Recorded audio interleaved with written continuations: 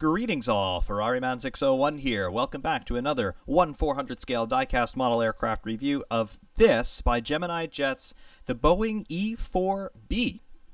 Boeing E4, it is a variant of the Boeing 747-200, which of course is a variant of one of the most successful commercial airliners of all time and the world's first ultra-wide-body quad-jet. Of course, the Boeing 747 has been flying since 1969, and it continues to be a fixture of long-haul aviation today. But because the 747 is such a successful platform, it's also very versatile, and its versatility has lent greatly to its continued success. And one of the ways in which the 747 has managed to be very versatile is its adaptability to different needs from different customers, including military customers. And that, of course, is the case when it comes to the 747-200 and the United States Air Force. The -200 747 is the variant of 747 currently used for Air Force One with a VC-25 designation, and it is also the variant of the 747 upon which the E4 is based, as we see it here. The E4, it first flew on the 13th of June, 1973, and they were introduced into service with the United States Air Force in 1974. There are 4 of them, and all 4 of them remain in service today. There are 2 E4s and 2 E4Bs, and what we see before us right now is the E4B. Basically, the purpose of an aircraft like this, it is to be a mobile command post in the event of an extreme national emergency, so an ongoing attack of some sort, and particularly when very high-yield munitions are being used in terms of high explosive or nuclear munitions. An aircraft like this has been specifically designed with both passive and active countermeasures to withstand hits from these types of weapon systems. It's designed to be a communications platform, number one, which is the explanation as to why all of those antennas are bristling out of the top of the fuselage, and also it's designed to be hardened in terms of its avionics to withstand an electromagnetic pulse, or EMP, as we'll talk about a little bit more in the forthcoming minutes.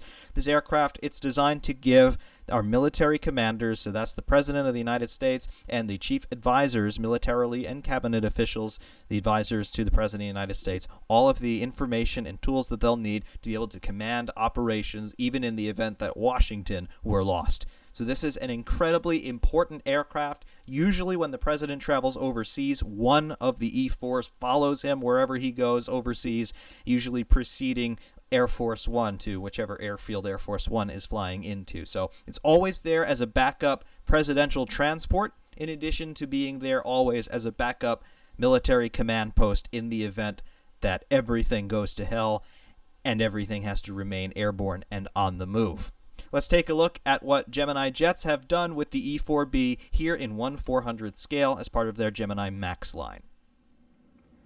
Before we take a closer look at the E4B, let's take a look at the box in which it came. Coming into frame here from the right-hand side, here it is, the Gemini Max box, which is somewhat different from the typical boxes that we get for the models that are branded as Gemini Jets. Gemini Max, of course, being their brand name for military aircraft, which this, of course, very much is. You can see the box art here. We have got that corrugated steel backdrop there. That looks good. And then we have got our rendering of the aircraft, which is more or less the same size as the actual model, so that's good. Rendering here flying straight and level with gear retracted, actually. And you can see everything's represented quite nicely there with the registration on the tail. It looks brilliant. Bottom right corner of the box, Boeing E4-B, and then United States of America with the U.S. flag, 1/400 scale die-cast model aircraft plainly visible there. And then, of course, we've got our look inside tab on the bottom right. The bottom side of the box here, you have the Gemini Max logo once again, and then your typical Gemini Jets selling features there. Top panel of the box, very similar to the bottom panel, Gemini Max logo, adult collectible model, contains small parts, all of that. Item number there for those of you keeping score. Back panel, rendering of the aircraft here from the starboard side in a rather steep climb, Gemini Max logo once again. And then, of course, you get all of your Gemini Jets write-up stuff. Good. There is Boeing officially licensed product. That's good. And then the Gemini Jets social media links and the corporate website link as well. Made in China, recycle the box, and there it is. Copyright 2019 Gemini Jets, Las Vegas, Nevada, USA. So that's a 2019 release confirmed. Of course, we have our look inside tab, the flip up front panel. Go up to see the empty void of no return, and then our little write-up on the aircraft, as you can see on pretty much every Gemini Jets release. The Boeing E4 Advanced Airborne Command Post with project name Night Watch is a strategic command and control military aircraft operated by the United States Air Force. The E4 series was specially modified from the Boeing 747-200B. The E4 serves as a survivable mobile command post for the National Command Authority, namely the President of the United States, the Secretary of Defense, and successors. The four E4s are operated by the 1st Airborne Command and Control Squadron of the 55th Wing, located at Offutt Air Base near Omaha, Nebraska. An E4-B is denoted a National Airborne Commands or National Airborne Operations Center when in action. So in other words, when the aircraft is actually flying officially, it is designated a National Airborne Operations Center. Kind of in the same way that the VC-25, when it's flying with the President on board, it's designated as Air Force One. The E4-B is designed to survive an EMP, that is an electromagnetic pulse usually associated with the detonation of a nuclear device. So it's designed to survive an EMP with systems intact and has state-of-the-art direct-fire countermeasures. Although many older aircraft have been upgraded with glass cockpits, the E4-B still uses traditional analog flight instruments as they are less susceptible to damage from an EMP blast. The E4-B is capable of operating with a crew of up to 112 people, including flight and mission personnel, the largest crew of any aircraft in U.S. Air Force history. With in-flight aerial refueling, it is capable of remaining airborne for a considerable period. In a test flight for endurance, the aircraft remained airborne and fully operational for 35.4 hours. However, it was designed to remain airborne for a full week in the event of an emergency. It takes 2 fully loaded KC-135 tankers to fully refuel an E4-B. The E4-B has 3 operational decks, upper, middle, and lower. The E4 is the most expensive aircraft in the Air Force inventory to operate, even more than the B-2 stealth bomber, costing $155,000 per flight hour. Well, there's a use of your taxpayer dollars there. Specifications on the E4-B as Gemini have provided here. Aircraft type is the Boeing E4-B. Serial number on this particular one was 20682, line number 202, registration 73-1676. The engines here are 4 GECF 6-50s, turbofan engines of course. First flight of this particular airframe was 13 June 1973, and it was delivered on the 16th of July 1973.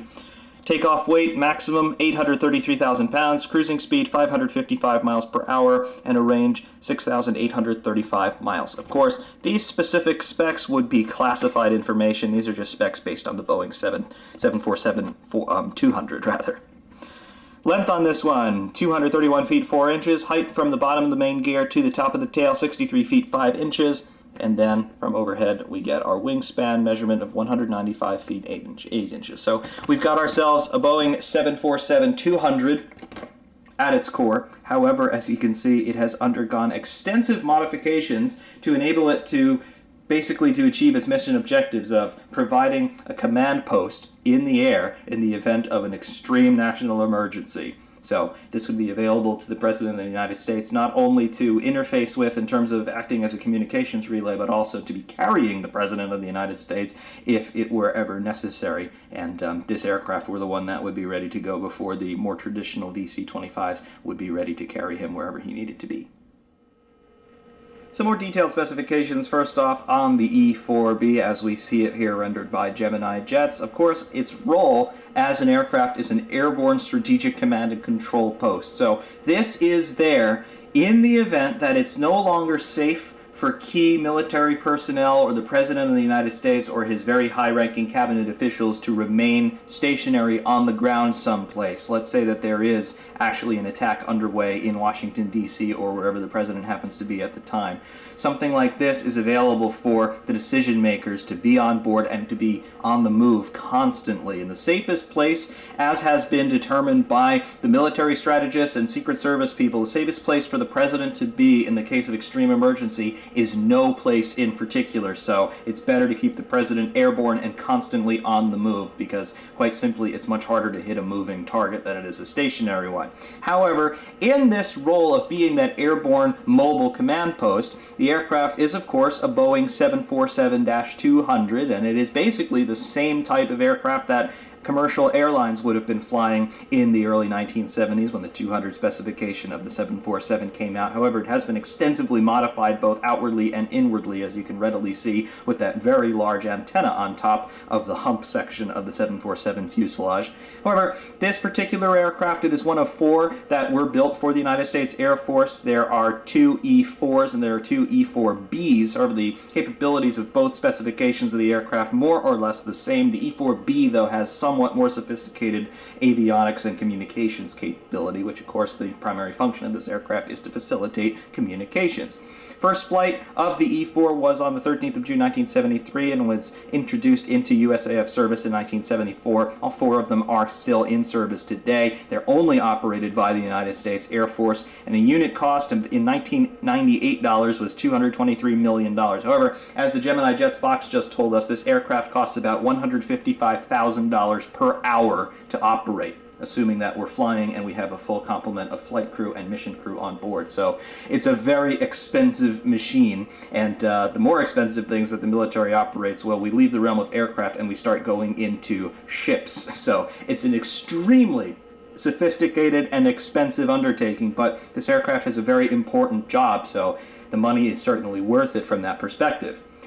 As we said, the crew, the flight crew anyway, minimum of 4 people required to fly the aircraft, although in practice there are many more people required to operate this aircraft to 100% capacity. Just to monitor all of the avionics and communications equipment probably takes about 20 people, not to mention relief crews who need to be on board when shifts start to change over if this aircraft is actually going to be in operational service for an extended period.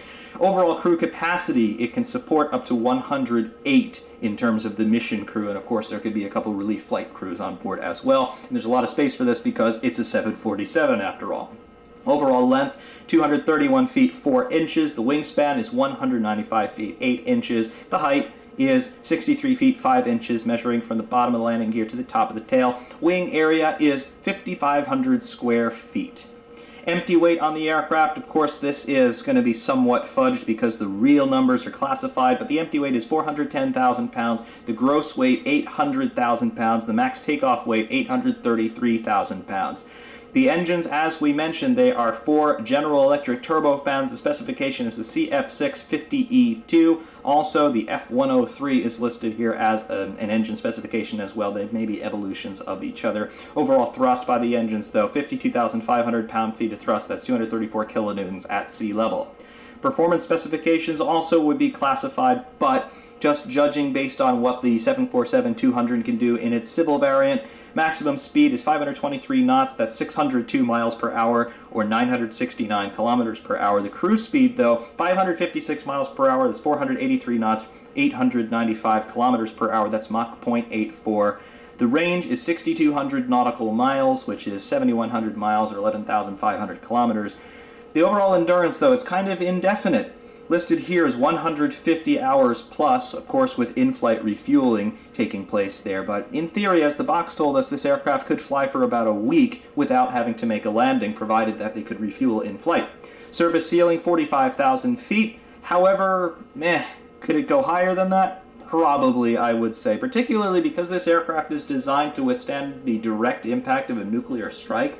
I would imagine the higher up you go, the less dense the air is up there. That's less medium for a shock wave to propagate through. So if they had the advanced warning that they were going to be at somewhat close range to a nuclear blast, I would imagine they would try to get as high as they possibly could, simply to try and cheat physics a little bit with the air density. But those are the overall specifications on the E4-B. And now, I suppose we should take a closer look at this thing for the wonderful model that it certainly is. It's a unique sort of aircraft. It doesn't at all resemble really its civilian variant in as much as, well, the civilian variant is not absolutely bristling with antennas, but again, it is a 747, so we have taken a look at a 747 before on the channel twice over, so let's take a look at this one.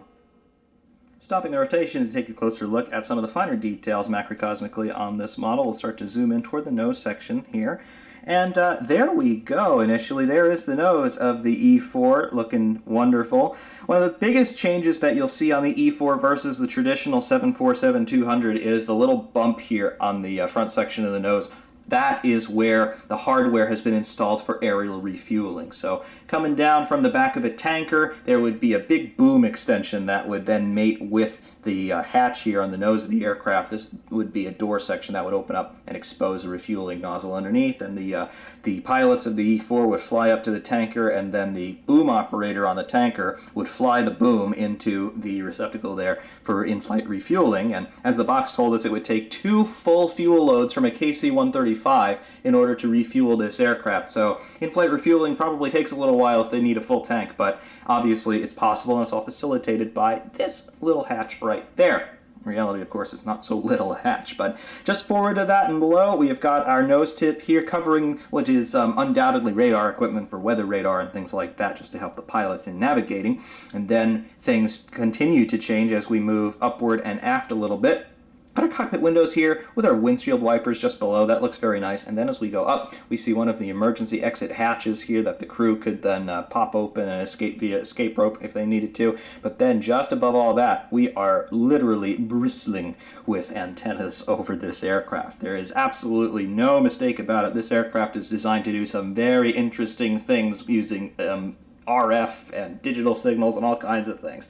So we've got 4 antennas immediately over the hump section of the fuselage, and then we've got this big SATCOM antenna, I believe. This, I think, in other words, they would never tell you what the real purpose is, but I think that this is a specific type of S-band antenna that would enable them to get a lock direct line of sight onto certain satellites up there to relay information, or perhaps even for inertial navigation on board. Because this aircraft is still using a lot of analog instruments, I'm not sure if they have the absolute latest navigational equipment. However, if you've got a star tracker on board, you could basically use inertial guidance in the same way that GPS uses artificial stars in the form of satellites in geosynchronous orbit. So that could be one of the purposes of this antenna as well, just for navigational purposes.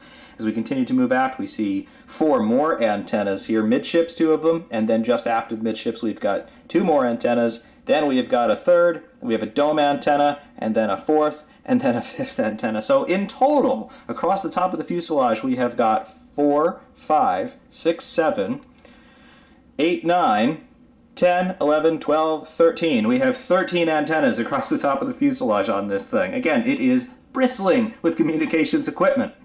Moving down and aft a little bit, we can see our main entry-exit doors here. We've got a forward one and still a forward one, but slightly more aft, obviously, across the passenger deck, the main passenger deck of the 747.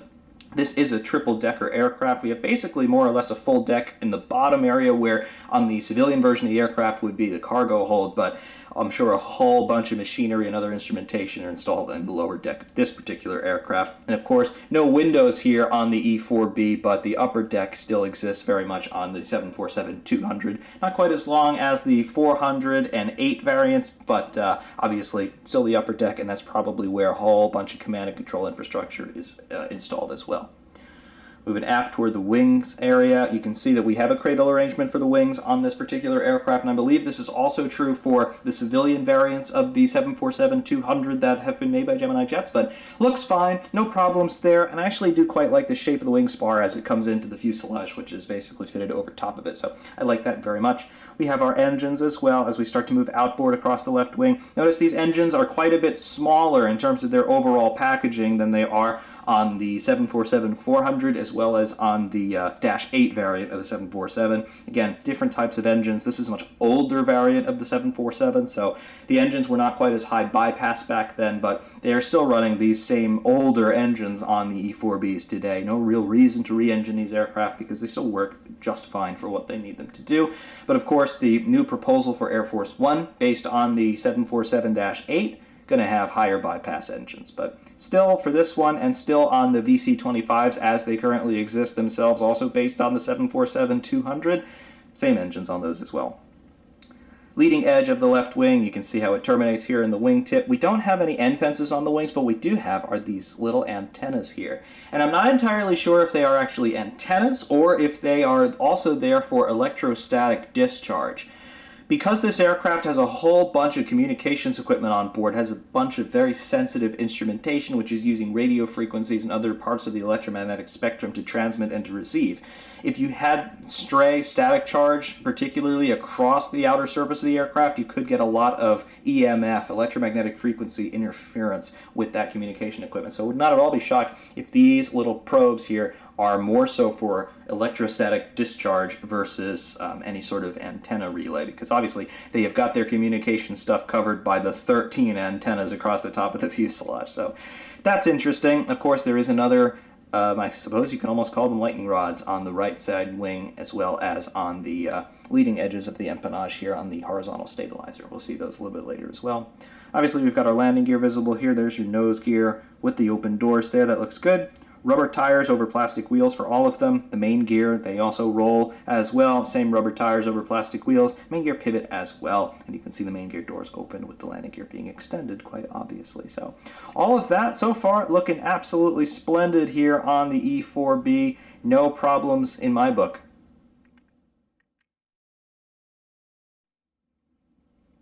Taking a look at the aircraft from nose on here, we can start to zoom in and take a closer look. There's our nose section on this aircraft. That looks very nice. You can see the almost menacing look that you get from the way that the cockpit windows are shaped, and of course they're all blacked out here, and that I think it plays very nicely with the contrast between the white and the blue and the parts of the livery. That looks interesting. And then of course you've got the main nose landing gear detail there, the strut, the open doors, and of course the wheel and tire assembly. That looks good. Across either side of the fuselage, you can see the wing spar structure there, and that's replete with these landing light details on either side. So that's good, plainly visible there, looks good. And then moving outboard across the right wing, you can see the engine fan detail there. All of that looks very nice and complete and correct. And again, these engines are much smaller than the ones that you'll see currently on the 747-8, but this is what they were for the time, and of course, they still work just fine. Wingtip on the right wing there, very minuscule in terms of being able to focus sharply on it, but there it is, and that all looks absolutely fine. And then of course, as we pan over to the right hand side, you can see the same sort of detail on the left hand side of the aircraft screen right for us. That looks very nice. Moving up a little bit, you can start to see the overall proportion of the vertical stabilizer there as it moves up above the fuselage. Set our depth of focus a little bit better. There we go. So you can see the overall proportion of the vertical and horizontal stabilizers. That looks nice. And then just, we're nose on here, so it's hard to see, but we do have the two little, I suppose, static aerials that you can see on either side of the horizontal stabilizer as well. Very nice.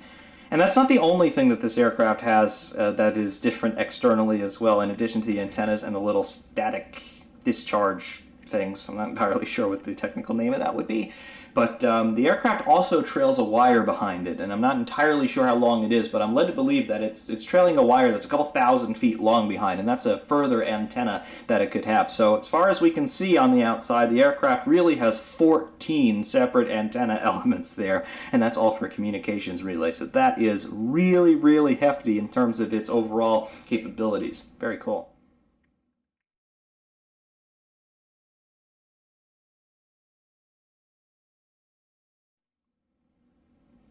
Taking a look at the starboard side of the aircraft now, we'll zoom in and take some closer looks at some of the finer details on this side.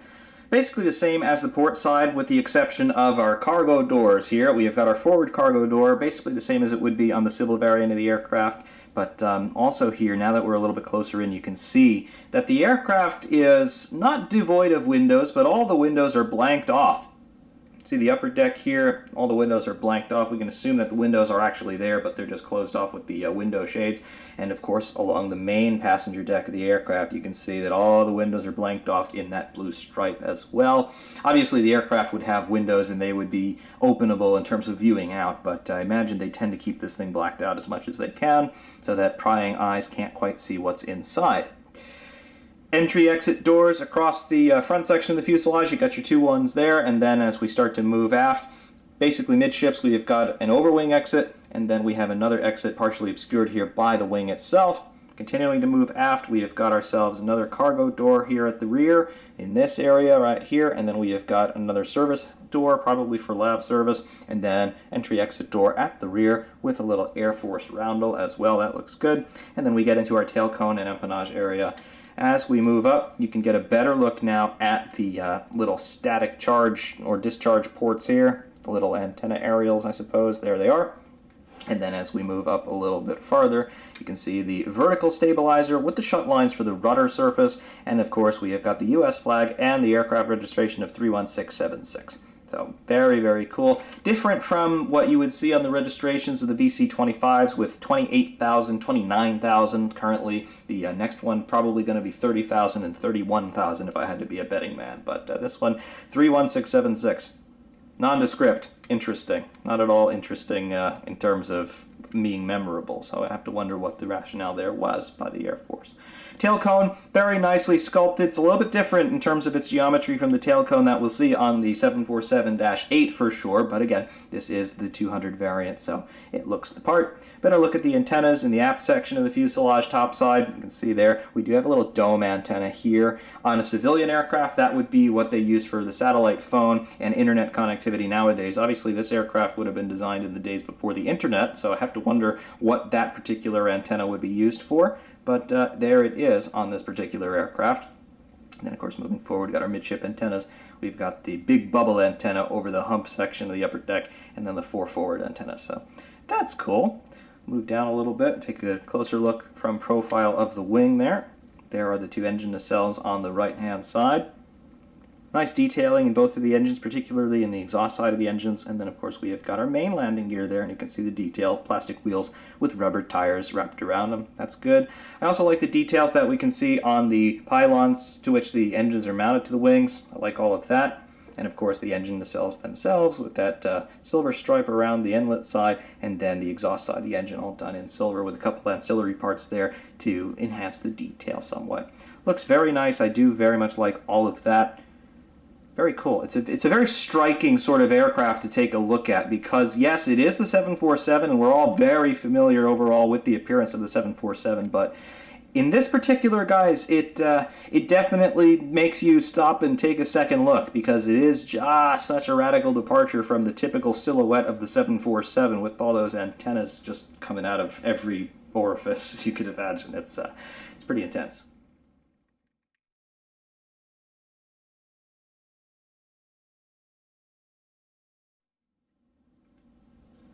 Rear view of the E4, starting to zoom in here. There's our landing gear. You can see that we have got 2 sets of gear. We have got central gear inboard, and then we have outer gear, the outboard on each side. And they complement each other quite obviously for a lot of the weight bearing on this aircraft. This one sits absolutely square on the wheels. I'm picking up the right wing here, and I can make the aircraft tilt to the left. And then if I drop it, it just goes back down straight level. If I push down on the right wing, I can sort of make the aircraft roll the other way. So it's absolutely straight and level. No problems whatsoever with any of that. That looks good. Moving up and out just a little bit more, we'll focus on the tail cone assembly on the aircraft. That all looks fine. Looks good. There we go. You can see the little slots where the horizontal stabilizers are mounted into the tail cone. In addition, centrally, there is your auxiliary power unit exhaust, and that is actually a little open section there at the very tail of the aircraft. Looks good, and obviously that would be the exhaust for the actual gas turbine engine that functions as the auxiliary power unit for an aircraft like this.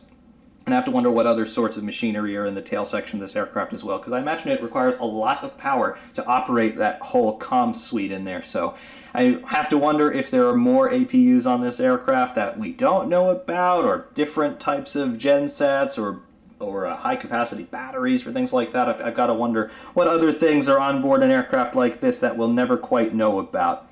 Moving outboard, the rear sides of the main wings. That all looks good. You can see some of the shut lines there for your slats, flaps, and spoilers. Rear sides of the engines, and then your wing tips there. No end fences on the wings, but again, you do have those static discharge, I suppose, spikes, almost lightning rods, you could say they are.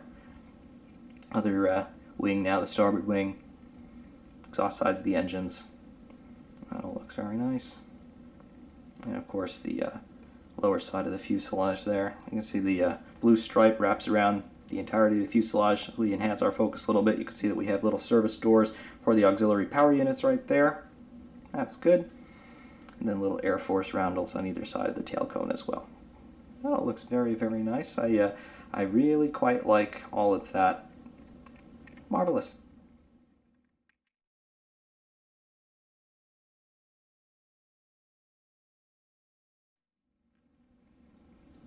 Starboard side of the aircraft now from profile, basically the same as we saw on the starboard side. We're on the port side. I always do that. I know my left from my right, I promise. But anyway, on the port side of the aircraft, now from profile view, you can see some of the details that we missed when we were looking at this from a nose-on 3/4 view. But there you go, everything is still there. We've got ourselves our cockpit windows with that emergency egress hatch there down there, and then of course you can now see the window detail starting to come in. Again, just like we had on the starboard side of the aircraft, the windows are all blanked off because, well, they're blanked off. Not entirely sure why, but I'm sure it has everything to do with either shielding. I don't know if there are special window shields in terms of the window shades that would be pulled down here to turn the whole aircraft into a Faraday cage to insulate it from any sort of electromagnetic interference, and the windows have some role in that, or if they just blank them off because they don't want people to be able to see inside, even though there's no way that you'll ever be able to get anywhere near enough to this aircraft to peek through the windows, because very classified technology on board, even though the aircraft themselves are not classified really. They are basically big tubes of information that they don't want us to know about, and rightly so. Empennage area from this side, there again is our registration 31676 and the flag of the United States, the only thing on the tail there. That's cool. And then of course we've got our little USAF roundel as well. Entry-exit door on the rear. And then we have our wingtip here on the port wing, complete with the red strobe. Our engine nacelles and the mounting pylons that connect everything to the wing, and our wing root going in. Very, very nice detail here. I do happen to like all of that absolutely immensely. I'm going to say, is this a detail on the nose, or is this a little smudge of dirt?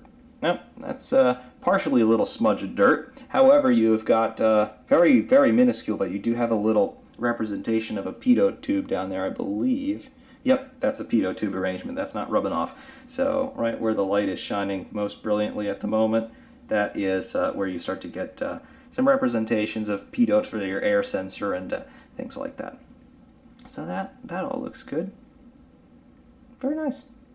Very, very nice indeed. No qualms from me about any of this. Looks absolutely marvelous. Taking the camera up freehand, take a closer look at some of the details. Unlike on a lot of the other models that we've taken a look at before, we don't have nearly as much to look at on this aircraft simply because it's not an airliner. We're not concerned about corporate logos or things like that. So in terms of graphics, it's a little bit more Spartan than what we are perhaps more used to seeing from other models. But from what we do have on the aircraft, it looks complete and correct as far as I'm concerned. First of all, taking a look at the nose, and you can see that we have some very radical departures on the nose of this aircraft versus what we would see on other variants of the 747, namely the aerial refueling port. I like this one better than the one that's on the VC-25B model that was released in May 2020 by Gemini Jets, simply because it's smaller and it's more integrated into the actual structure of the nose. I like that a whole lot better. What Gemini did on the VC-25B, they just stuck basically a little plastic bubble on top of the nose, and it just doesn't quite look right to me. But this one is actually worked into the mold itself, and it looks nice. It is just part of the nose structure. You cannot, in theory, remove that. Looks good. Cockpit windows, as we said, they look complete. We've got our little de-icing bulbs underneath, as well as the windshield wipers that you can see there. Nose tip covering the radar array. And then we have got our main entry-exit door and our nose landing gear. Additionally, there is your emergency egress hatch over the top of the cockpit. And then our antennas with our red beacon strobe there. Looks good. And then our big SATCOM antenna. Branding across the side of the fuselage, United States of America going all the way from fore to aft. That looks good, and also reminiscent of what's on the Air Force One 747s. Then our wing detail, engine nacelles, and our graphics on the wing here, the USAF roundel, that looks good. And then all of our shut lines for our slats, flaps, and spoilers. Little landing light detail, as we mentioned earlier. Looks good. And across the trailing side of the wing, you can see all the shut lines for the elevons, spoilers, and then the flaps. It's nice. There is your wing tip with your red strobe and your static pylon. That looks good. Midships back on the aircraft. More windows all blanked off, of course. Topside antennas. Looks very nice. Little bubble antenna there aft.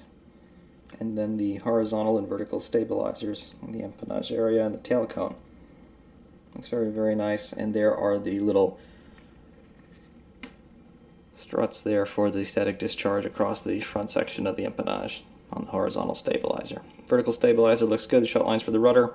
Horizontal stabilizers, you can see the shut lines for the elevator control surfaces. That looks good. Engine detail, once again, there are the fan blades on the engines. That looks pretty much complete and appropriate as far as I'm concerned. No issues there. Very much liking what I'm seeing on this aircraft. Definitely it's one of the more interesting ones that I've got.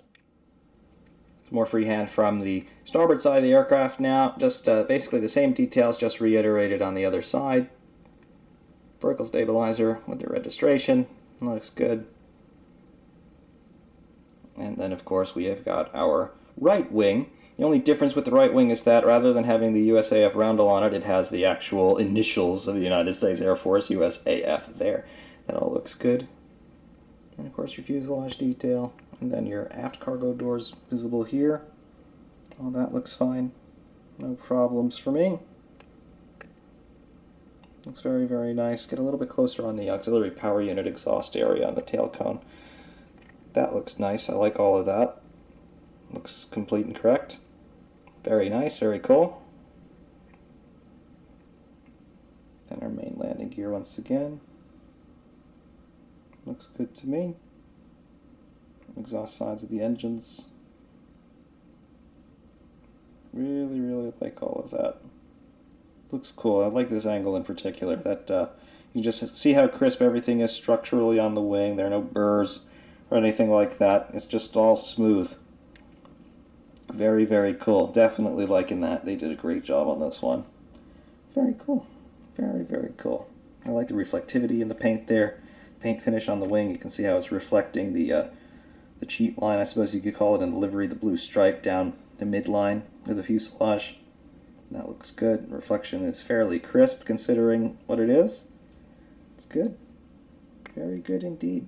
Definitely like all of that immensely. And of course it is one of the more unique aircraft in the world, so it's definitely a nice thing, an interesting thing to have in your model aircraft collection. You can't quite call it a civil jet, although it is very heavily based on one, but it is unique in its own right. And once again, it highlights the versatility of the Boeing 747 and that we can have a commercial airliner also be suitable to become an airborne command post for one of the most powerful military forces in the world. So hats off to the 747 once again. Seems to be infinitely adaptable, whether it's passenger or cargo or military operations. It's good at all of it, and it remains relevant even today, 50 years after it first flew. So there it was, in 1/400th scale by Gemini Jets as part of their Gemini Max line, the Boeing E4-B. This aircraft, its purpose is to provide a mobile communications and military command center to the President of the United States and his high-level cabinet officials and military advisors in the event of extreme national emergency. Hence, the aircraft, although it is a Boeing 747-200, it's been extensively modified from its civilian variant in order to support that mission of providing communications capacity as well as transport capacity to the President of the United States and very high-ranking military officials in the event that it's no longer safe for them to remain in any one place for any appreciable length of time. There are 4 of these aircraft in service. All 4 remain in service. They have been in service since 1973 or so, and for the foreseeable future, it does appear that the United States Air Force will continue to use the E-4s as that primary means of emergency operations command in the event of extreme national emergency. Every now and again, we do hear whispers of the Air Force considering replacements for these aircraft because they are all about 50 years old now, and as any device, particularly one as sophisticated as the 747, continues to age, you start to get more maintenance issues that become more and more difficult to address simply because of the availability of spare parts and things of that nature, and simply know-how as well. This aircraft is still largely analog, not only because it was built in the time that it was, but it's a security feature as well.